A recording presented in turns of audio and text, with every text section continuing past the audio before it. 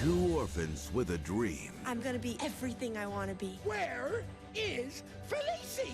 All the world has a dream, but dreams are not reality. If you escape with me tonight, our dreams will come true. She wants to be a dancer. Do you have a plan? a brilliant plan. He wants to be an inventor. I call them chicken wings! Chickens don't fly. No one interrupts my nightly face care routine. Come here, chicken boy. Good morning, sunshine. Ew. When's the last time you brushed your teeth? You will become the greatest dancer, and I will become the greatest inventor ever. I've got a job with the man who is building that. Ooh la la. You're a weirdo. Are you the caretaker? You can stay with me until you get on your feet. Starting tomorrow, we'll have an audition in my new ballet. Can you dance? I think I can. Training starts at 5 a.m. tomorrow. Can we push to after lunch? Do you think it was stupid to come to Paris? Don't say that. We should never give up on our dreams. So how do I get that part? You get the part with some passion. Tonight was a good performance. Follow your heart.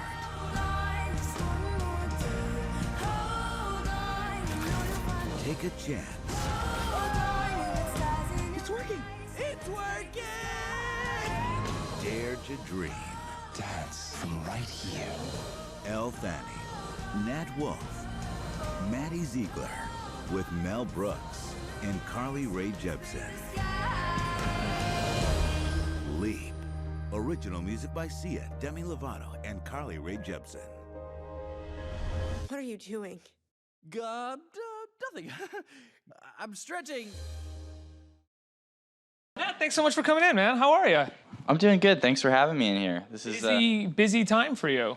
yeah. I had these 3 movies that I did over completely separate times, and then they all came out at the exact same time, like the same day. And we're talking about Death Note, Leap, and Home Again, which is coming out next Home week. Again, and then I'm also in an episode of Room 104 that's coming out, I think, sometime, maybe this weekend. Who directed the episode you're in? It was, well, it was Jay. Okay. Yeah. So Jay of the Mark and Jay Duplass. Duplass. Yes. That's so cool. Were you excited to work with them? Were you a fan of their work? Yeah, I have been for a while. I really loved Cyrus, and then Jeff Who Lives at Home, and yeah, I think they're kind of like one of those. They make those movies where everybody improvises and feels loose and stuff, but it doesn't feel like it goes off the rails. You know, they keep it together. It kind of reminds me of like a movie from the '70s. Yeah. The improvisation always feels tied very clearly to story beats. Yeah, like especially like Jonah Hill's character is like such a great character in Cyrus that could have gone. You know, honestly, like you feel like it's it was one of those things where you'd only seen Jonah Hill in like Superbad and different movies, and that movie really changed my whole perception of him because he got to like be free and loose, and then you saw like a real dark edge that obviously now you've seen in a bunch of other movies. And then he got Moneyball and he got nominated. And then yeah. And I think it's all because of Cyrus. Honestly, I do. I think that kind of changed it. Yeah, but that was such a good movie. Talk to me about Leap. How did you get involved with this? It's a foreign film first, right? Yeah, it's called Ballerina. It sort of fell out of the sky for me, you know, and I read it on an email. There we go. I read it on an email, and it was like Elle was in it, and Mel Brooks, and and Maddie Ziegler, who I'd actually just watched in the Chandelier video, and then the other one with Shia LaBeouf, where she's, you know, grabbing through the fence. So I was, you know, immediately I wanted to be involved, and it was a Weinstein Company thing. But then when I watched and I read the script and stuff, it seemed like it was really organic and sort of sweet and positive, whereas, you know, some of these other animated movies feel pretty corporate and stale. This felt, you know, really from the heart. So I was like, oh yeah, I want to be part of this for sure. When you read that all these people are going to be in this movie and you know you're excited to work with them, you don't really get to work with them. I mean, I was excited to meet them, but I have not met any of these people on the poster except for Elle, you know, but nothing to do with the movie. And then actually I did one thing with Maddie, a press thing. But Mel Brooks, Rae Jepsen. Wait, why isn't oh, maybe that's a surprise, Kate McKinnon. But I haven't met her. And then Eric I don't even know who this is. Don't even know who this is. So you just go into a recording booth and do your lines with the director, and then A dark recording booth. I could barely see the people on the other side. So I honestly didn't even know. Really, on the first day, I didn't even meet the people that that I was hearing the voice of. So I was like, but it kind of made it exciting for me because I got to just sort of let loose and be way over the top. And what was it about the script for Leap that excited you? yeah, I think it was that it was genuine, and also my character was super fun. It was like had all the funny lines, so I was excited. I wanted to do it, and also I got to play like a 12-year-old, so I got to pitch my voice up really high, and which means that like some people have gone to see the movie and they don't know which one I am. But it was a strange experience in the fact that you're not like talking to somebody the way we're talking. It's like you're just by yourself in this sort of secluded room. But I don't like talking to people anyway, so it worked Well, out thankfully you're here talking to me right now. Yeah. Let's talk about some of the other projects that you have going on right now, because I just watched Death Note this morning. Cool. And I loved it. I love Adam Wingard's work. What made you want to be a part of that movie? Which movies do you like? You liked Your Next? I liked The Guest. Your Next. I liked The Guest. I haven't seen his Blair Witch, which I didn't see Blair Witch either, actually, but Your Next is like one of the funniest, best horror movies I've ever seen. And he directed the pilot for this Cinemax show. For what is that show called? But the pilot is amazing. It has one of the scariest moments of any horror movie or TV show I've ever seen at the top of the show. What happened? That'll always stick with me. There's a spider crawling up the wall, and a child is staring at it, and the child may or may not be possessed, and we don't know. And then the child's looking at the spider, and then bashes his head into the spider on the wall, and like spider blood and child's head blood sort of like appears on the wall. It's just wild. Yeah. But I like Adam Wingard. I wish I could go back in time. Yeah. Before you told me that. You ask, bro. Like, what do you want?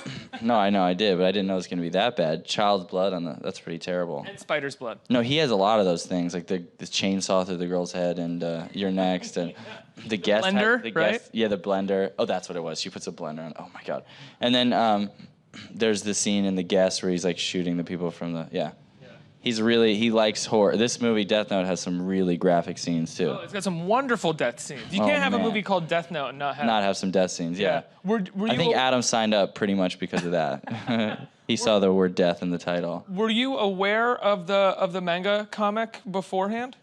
I wasn't, no. But then I'd sort of heard about it, or I wasn't familiar with it, but I'd heard about it from my friend Justice and from my cousins, just being obsessed with it, like on family vacations and stuff, reading, the comics backwards. And but as soon as I read the script, and I loved Adam's movies, and then I thought, before I sign on to this, I should probably check out the manga and check out the anime and all that stuff. And so I kind of got deep into it, and then I just became a fan. So I didn't want it to I wanted to make sure we did it justice, but also did something different with it and turn it on its head, Did you guys have Willem Dafoe on set at all, or did he do his We didn't know, but I've actually now done 2 movies with Willem where we haven't been on set together, and so but his voice was very, we knew he was going to be doing it, and we had this body actor doing it, and so he gave us like some templates of the character and stuff, so we knew the direction he was going in, but it was only until I really saw it like cut together with his voice that I really, kind of saw what it was. What's the other movie with Willem that you have that you didn't Fault in Our Stars. Oh, right. We were on set all the time together because they were like falling in love and going to Amsterdam and dying and doing a bunch of stuff. And Willem and I were just kind of sitting there and waiting to shoot our scenes. So we ended up hanging out a lot. And he's one of my favorite actors and also one of the most generous actors I've worked with in terms of like telling me stories and passing on knowledge and stuff like that. Really mean story. He does. He's such a wonderful, colorful life, but he's also just because I've seen him, and he was this way with Ansel too, and he's just really nice to younger actors, which is not it's not necessarily the norm. Next time you work with him, you should ask him to tell you stories about the set of To Live and Die in L.A. I love that movie. I do too. That's one of my favorite action movies. Yeah. But the set of that movie was apparently insane. Bonkers. All those freaking movies are supposed to be crazy sets. Everyone's French getting Connection yelled at. and yeah. So you have Death Note. You know, you're doing this thing where you have a lot of interesting projects that are completely different. Like Leap is very different, obviously, than Death Note, and then Home Again is very different than Indubious Battle. It'd be cool if you took all the movies and you put them into one movie, and then you did them? like Leap, Death Note. So it's just like if like Victor, if they had like a Death Note and Leap, Death Note, and Dubious Battle. Yeah. Oh yeah, that'd be nuts. And they're also striking for the cause. Yeah. Talk to me though about this play that you did last year. You did Buried Child, the sort of I think it won the Pulitzer Prize winning Sam Shepard play. You got to play Vince and do the big monologue, one of the most famous monologues in all of theater. Theater, yeah. And Sam was there with you. What was that like? Sam, I don't know if everybody knows here, but he just passed away not too long ago, and he was a total legend, like the greatest, the greatest playwright there is, and then also a great actor.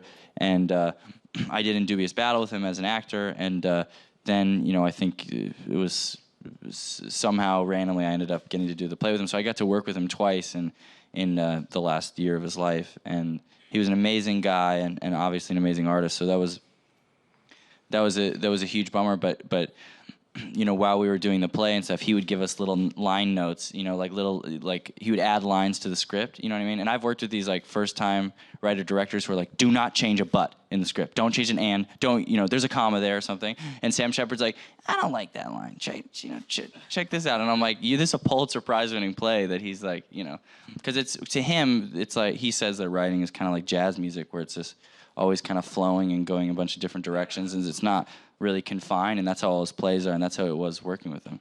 Well, yeah, there's like various stages where one thing's going to sound one way and correct in your head while you're writing it, and then you're going to give it to an actor, and it might sound better if it comes out a different way. Or totally, yeah. There's different words. And there's just a certain looseness. There's a looseness, yeah. And I think that's like what I've noticed with a lot of with a lot of the great artists I've worked with is they're kind of like always seems like they're searching, don't seem settled and like this is how you do it. They seem like they're kind of finding it, and that's like seems like that's the process of an artist, to just keep continuing to find it. Now the cast of that play was unbelievable. You had Ed Harris, Paul Sparks, Tyson Farmiga. What was it like working with all of them? What was it like working with Ed Harris, really? Amazing. I mean, Ed was also in Dubious Battle. And Dubious Battle had the largest cast in film history. But that's right. I haven't seen that movie, but I did watch the trailer earlier, and I was like, what? Yeah. This is crazy. So many people. No, Ed, I remember sitting across from Ed doing a scene with him, and I said, I think this is the best actor I've ever sat across from, just this sort of how present he was, in his eyes and stuff. And then doing the play with him, it was great because it was just so different every night. There was one time on opening night, I think I was just a little nervous but I saw, and I have a little OCD, so I saw that there was a little piece of corn hanging from his face, and it was just like kind of killing me during the scene. It's opening night, and I'm like trying not to look at it, and finally I just kind of reach over and grab it from him, but my character would probably never do that, and he just smacks my hand off, and it changed the whole scene, and it was like amazing. And it was like the best we ever did, and then we kind of kept that. You kept the slap in there, and we actually didn't keep the slap, but just kind of that. There was like a really cool energy that came from it. That wow, how did that? And that didn't throw you off at all when he? No, it did. I was like, oh my god, I could feel every cell in my body. I was like, oh. Like, is the character mad at me, or is Ed Harris mad at me? Like Ed is gonna kill me, yeah. But then he was like, wow, that was great, really. I'm like, okay, yeah. Was that your first play? Very child? I had done professional plays only when I was a kid. I did 2 plays at the Flea Theater. One that my mom was in, and then my mom wrote, and then another one when I was 7 years old, and the only thing I remember was there was a naked girl in it, and she was like 28 or something, and I was like 7, and I was like, acting is cool, and yeah. But one of the things with Buried Child that was exciting is that in I think the second ever production of Buried Child, my mom played Shelley, and she did it with her best friend Tony, who's still Tony Shalhoub. Tony Shalhoub, yeah. Who and they've and who kind of grew Monk, who he kind of grew up as like a family friend, uncle type person, and so the fact that then I got to do the play again, it was really exciting for me. And it was one of my mom's favorite parts and experiences, so that was cool. Wait, Tony and her played Vince. He played my part, yeah. Oh, wow. And she played Shelley, yeah. Oh, that's so cool. And Like what did they think of the show when they saw it? Terrible. Yeah. No, I'm just kidding. No, they were really excited. Yeah, and I think it helped me because Tony was like, "That part is a bitch." He's like, "That part is hard." He's like, "You need to do it." He gave me like a whole, a bunch it of hard? good ideas. It was, yeah, it was. What was difficult about it? Because he comes in I don't know if you guys know the Huge play. shift. He comes in so this kid shows up, he's gone to be a jazz musician. He comes back to his family's house and they don't recognize him. So his whole family is saying like, you're not our son, or you're not our grandson, and like pretending like they don't know him. And he's like, what are you talking about? I'm your son. And he's like trying to convince him. And he's kind of this sweet, normal guy. And then he comes back transformed in the last act, like a full-blown psychopath, kind of like his family, where he's like taking glass bottles and smashing them. Actually, my tooth has never been the same since very child, because I knocked a glass bottle and it hit me in the tooth and cut my gum. But it's okay. But then, yeah, so he comes back. So it was mostly that transition. It was like, going from this sweet, genial guy to this monster every night, And then having to do that big monologue yeah. Yeah, I love doing that, though. That was fun. That's the kind of thing, though, where that monologue is so famous, people, I imagine, come to the show, like, waiting to see that monologue. Yeah, or they, like, really judge it, like, this guy did it this way, this guy did it this way. But, it was after it. I did it in my acting class. Yeah, they're like, I did it totally differently, yeah.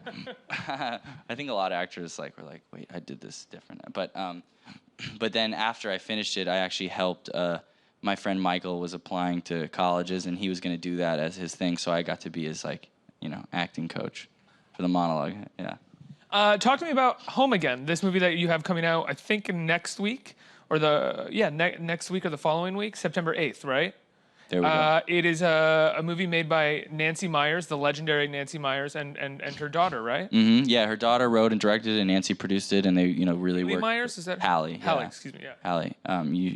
Yeah, and it was, it's loosely based off Owen Wilson, Luke Wilson, and Wes Anderson moving into a house in L.A. with this older actress. And really? Yeah, I mean, obviously that would have been a period piece or something, but around the time of Bottle Rocket, they all moved into a house together with an older... Who was the actress? Maybe not an actress. I think the wife of a director. The way that it is in the movie, sort of. I'm not exactly sure, but they moved in with this older lady, and there was like a... Was it Polly? It wasn't Polly Platt, was it? Because she produced Bottle Rocket, and she was formerly the wife of Peter Bogdanovich, but she was much older. That could be. I mean, it could be. Yeah.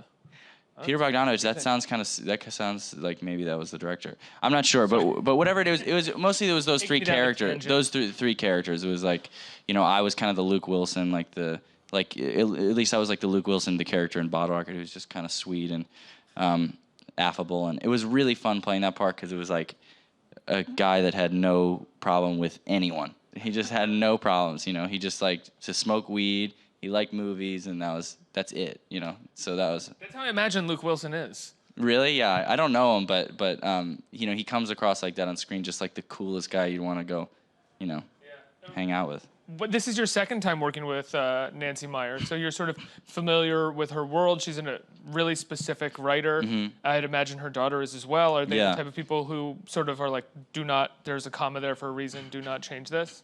Well, yeah, but I made those people sound kind of bad before, which when it comes to them, they're writing scripts that are really airtight and kind of perfect. And so if you were to sort of, make one of her movies sound like Mean Streets or something, you'd be ruining their movie. I think their movies have almost like a old-fashioned, like Philadelphia Story or something that has this crisp, beautiful quality that, I think is... I'm excited to be part of this movie and Leap, that are both like somewhat hopeful and positive, and especially in a cynical world like we're in, And I think all of Nancy's movies have they're romantic. That's kind of what it is. Yeah, but and what I loved about The Intern was that it was romantic without any real romance. It just had this wonderful sort of positive tone, and it was about good people trying to maintain being good to each other. Which totally. Rarely do you get that from a movie. Yeah. Or a TV show. And how did my 20 seconds in the film affect you? I thought you were the best part. Yeah. So did I. Yeah. You blew me away. Yeah, me too. I blew myself away. I actually go back and watch just that scene like quite every regularly. morning. Yeah, every morning. It sets me up for the rest of the day. And do you go to the gym? I go to the gym. You go to the gym. You pump some iron. I have that scene. You watch playing that on scene loop on my and phone. the gym. You just listen to it and watch it as you run. It's just you going, well, you seem too old. You know it totally by heart. You do both parts. Was that actually a line? I don't know. Yeah, something like that. No, I think my line got in the trailer was like, what was it? It was like 70. I was like, where do you see yourself in 10 years? And he's like, when I'm 80? And I'm like, yeah, so that's pretty much. Come on, guys, that's funny. Come on. What was it like working with Reese Witherspoon on Home Again? Awesome. She's like exactly, a lot of times you meet the people who seem really like the people that, you see these movies and you're like, I want to meet that person. That person seems so cool. And then you meet them and you're like, they're just cool in movies. Reese is just exactly how cool you think she is. She's this amazing actress and it's really effortless for her. And then she gets food trucks for the crew every week. Laser focus, right? Laser focus, but really she wanted to talk to my parents on the phone. She was like, you raised a really nice boy. He's a gentleman. Yeah. That was kind of a brag that I just did a little bit. That's really nice. That was sort of a humble brag, but I've never done that for me. no, it was sweet. It was very nice, and my parents were like, really? You can have him. Yeah. No, but she was great, and she knew the whole crew. She knew everybody's name, and she really, there's this thing that happens also with movie stars on set where they could either put you at ease or do the opposite, and they sort of set the tone, it seems like. And she just set this tone of just making everybody feel like we're involved in something really special. And well, I imagine that has to be even more necessary when you're working with a first-time director. This is Hallie's first movie, right? So, like, everybody needs to kind of rally around her and support her. And the actors and stuff. Yeah, and the crew, and create a positive environment. Yeah. Because making a movie is incredibly stressful. It is, and for someone it's their first time doing it, it's like the weight of the world is on your shoulders. Well, yeah, and you see, like, at award shows and stuff, it's like really, really heavy dramas usually are the ones that everybody loses their mind over. But it looks, especially when the movies look really hard, like I remember like Paul Sparks making a joke in Buried Child. He's like, if you make it look really hard, you'll get an Academy Award. He's like, some of the people, but he's like, on some of these movies, like these comedies, like Home Again's like one of the hardest movies I've ever done. It's like really fun because you're trying, comedy is very, very specific, like it's not working on the day. It's like it's dead, and you can feel it, and it's like miserable, and also it's like, there's a lot of times it's either right or it's not right, and so it does take everybody. It's a lot of focus, And comedy is one of those things that, going back to what you were saying about Sam Shepard, sort of talking about the fluidity of the work, like comedy almost, I think more so than any other genre, needs that fluidity, because the joke that you wrote on the page may not play as well as you thought, or there might be a better joke on the day, or a better way to go about the joke. What was funny 7 months ago when you wrote the script might, you've been living with that, and it's hard to keep it fresh and funny. And also sometimes, like, have you guys ever watched the outtakes of like any Will Ferrell movie? They're almost as funny or funnier than the movie, Outtakes of Step Brothers is like the outtakes of Step Brothers is the funniest thing I've ever seen in my. I think bar none, funnier than the movie. I mean, I love the movie, but funnier than the movie, funnier than probably anything I've ever seen in my life. It's a happy place for me, like the outtakes of Step Brothers. It's like I'm totally depressed. And I'm well, like, if you feel bad, if you start Yeah. getting anxious or something, it's a good thing to calm down with. I like to watch like Mr. Rogers videos or Step Brothers, the Step Brothers stuff. That seems to be the two things that really. Scott is good in those outtakes as well. He's got some great lines. Yeah, he's like, we're going to the Dave Matthews concert. Honey, Yeah. let's go. I've got to oil my jacket. Yeah, I gotta oil my jacket. Let's get some questions from the audience. Who's right here? Hey, Nat. Nice to meet you. Hi.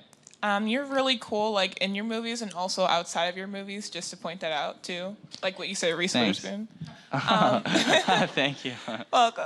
You're cool, too. Thank you. What's your name? Jakara. Jakara. Nice to meet you. So I was really wondering, with all the cool stuff that you're in and you're doing, are you thinking about directing or producing anything of your own anytime soon or currently? Actually, my next movie, I'm going to be credited as an associate producer, which is exciting for me. I don't think it means anything, honestly, at this point. But I would love to direct. I really like working with actors. I don't know that much about like the visual side of filmmaking, but then sometimes I'll work with these guys like Adam, or I just worked with this guy Andre Overdahl, and I'm checking them out because they're kind of geniuses with the camera, and they're And like sometimes when you're on a set like that, it's annoying because you're just waiting for them. They're like, this guy's like, foreign. He's like, let's get the camera up here, and then we'll swing it around here, and we'll do that. And I'm like, let's just shoot, But honestly, then when you see the movie, it's like, oh, this was worth it. It looks amazing. Yeah. Was it like that at all with Wingard? I mean, there's some incredible setups and.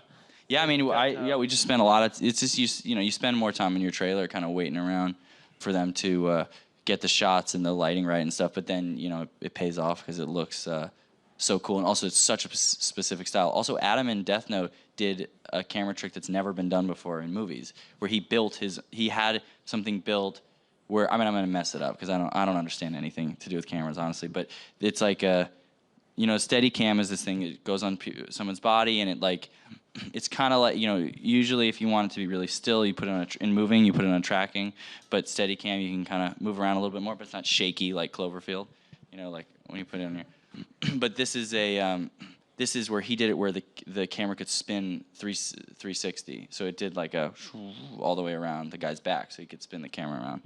What scene was that used in? It was in a scene that I wasn't in, but it was in a scene with Elle, and a scene where Watari, the guy that I control, walks into a thing and it goes like, and then he gets on a train, and it's all these shots that have so that's exciting to be part of something like that. What's the movie that you're an associate producer on? God, I hope I don't get in trouble for saying that. It's called The Kill Team. Oh yeah.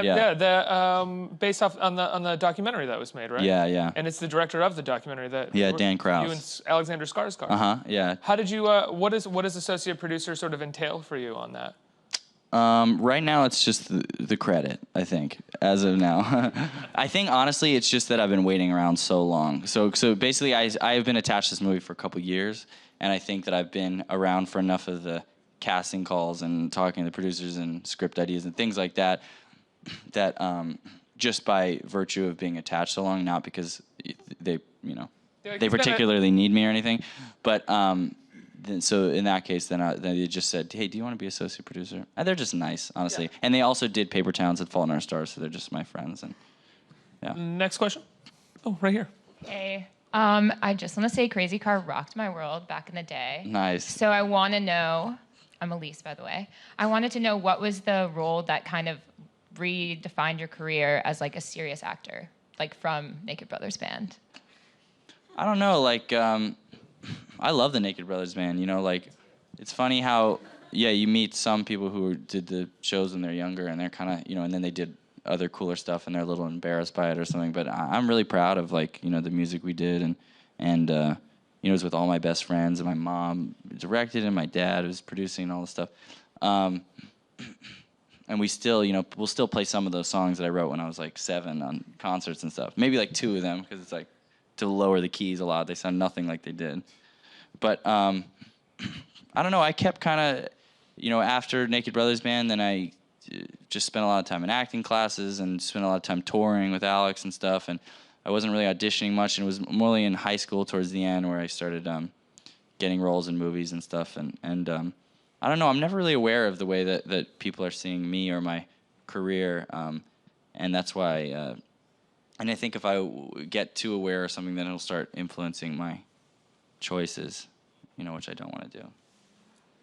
I think we have time for one more question. Right here. Hi, how are you? Good. How are you? I'm good. My question is, you've been able to transition from a child actor to now a young adult. What has kept you grounded over the years? As a young adult. How do you know that I'm grounded?